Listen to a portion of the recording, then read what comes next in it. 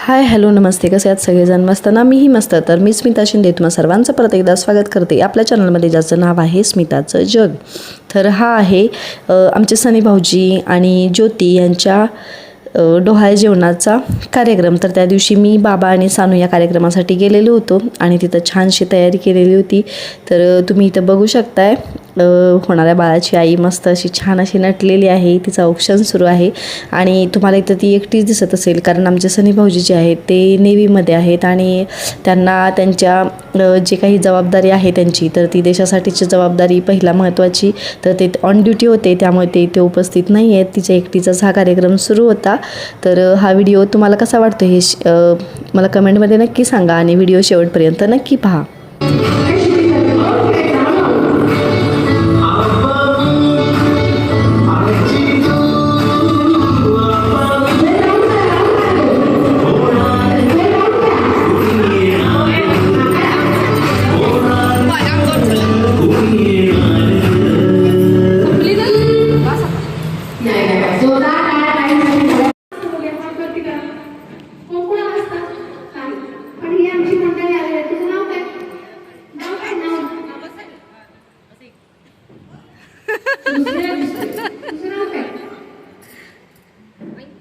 ठीक आहे. तुझं रावीसाठी जोरदार टाळ्या.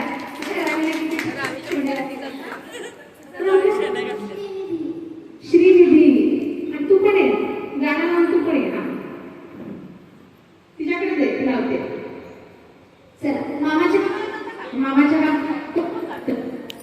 जाते. मामा काय काय होतो?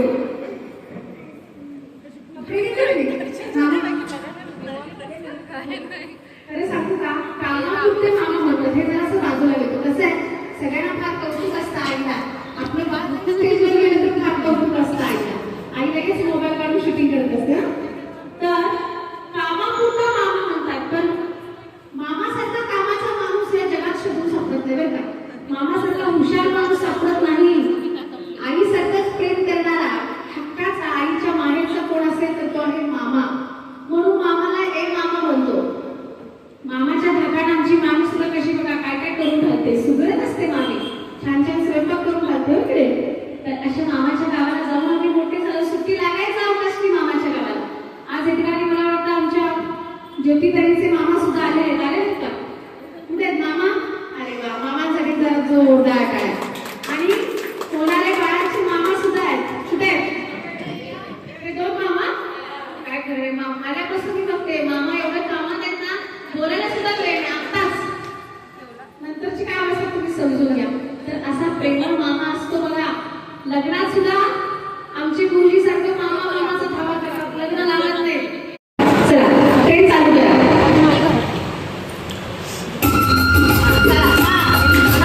सानू डान्स.